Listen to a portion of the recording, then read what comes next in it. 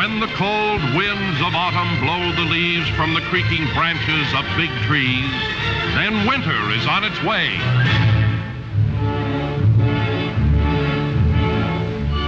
Many, many years ago, there lived in a faraway country named Greece a soldier, Artemis, and his little boy, Plino.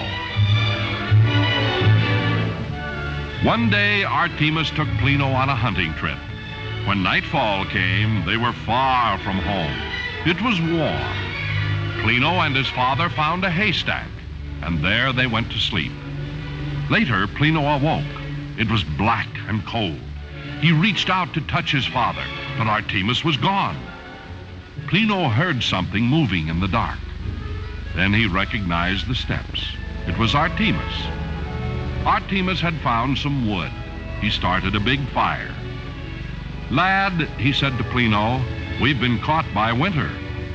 Plino moved close to the fire. He thought for a moment. Then he asked, "Why, Father, is it not always summer?" "Well," Artemis said, "I'm not sure I know exactly, but there's an old story. Get in closer to the fire and I'll tell you."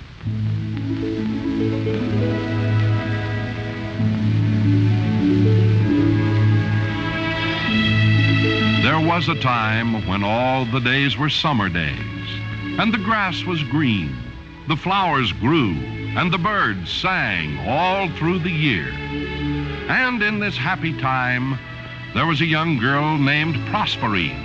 She was beautiful, gentle, unafraid, and she was so kind that even wild animals were tamed before her.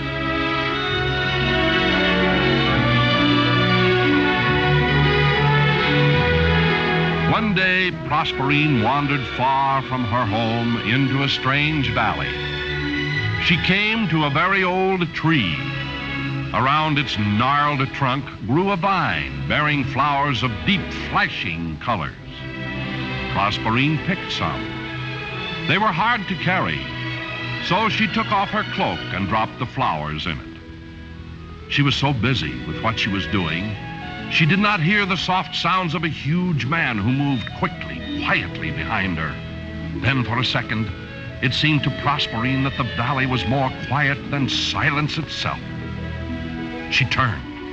There was a man, tall and broad as a door. His hair was dark. His skin burned hard and brown by the sun. His eyes were black as night. He was Stygius, the soldier they called the Dark Prince. Once he looked at her, Stygius knew that Proserpine must become his princess. Throwing his tunic over her, the huge Stygius slung her on his shoulder like a sack and ran through the valley to his hidden castle in the caves. So quickly did the dark warrior move that Proserpine had not time to cry out, but only to hold tightly to the strange flowers in her hand.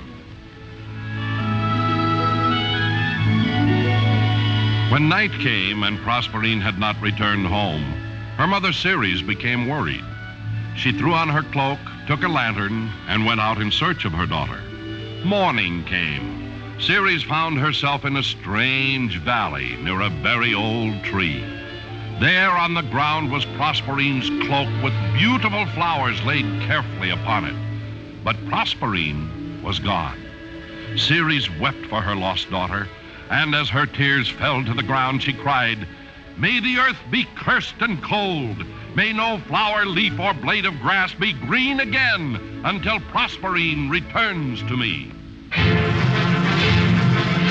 And the sun was low in the sky. The land grew cold and no flower bloomed. Ceres never gave up searching for her daughter.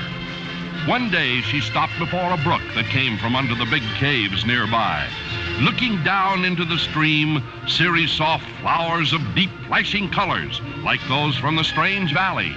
Ceres whispered, "If Proserpine be returned to me, then shall the earth be green again." Finding an entrance to the caves, Ceres quietly crept along the cavern walls. Far in the distance below, she could see the dim lights of the castle in the caves. Her foot touched a loose stone. Before she knew it, Stygius' warriors were at the bottom of the cliff, climbing up after her. Ceres called, "Bring Stygius to the bottom of the cliff, for I, Ceres, mother of Proserpine, would speak with him." Stygius came quickly, bringing Proserpine. Ceres called, "Stygius, free Proserpine, or I will hurl myself off this cliff, and Proserpine shall die after me." The black eyes of the Dark Prince glowered. He did not know what to do. Finally, he said in his rumbling voice, "Half the year Proserpine may be with you, Ceres, but half the year she must be with me." Ceres looked down and saw the pale, beautiful face of her daughter Proserpine. Ceres called after Stygius, "All right, Stygius, half the year with me, half the year with you." And so it was.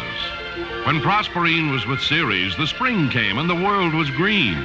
And when Proserpine went to the castle in the caves, the barren winter visited the world.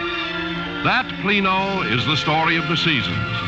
But Plino didn't hear, for he was fast asleep beside the roaring fire.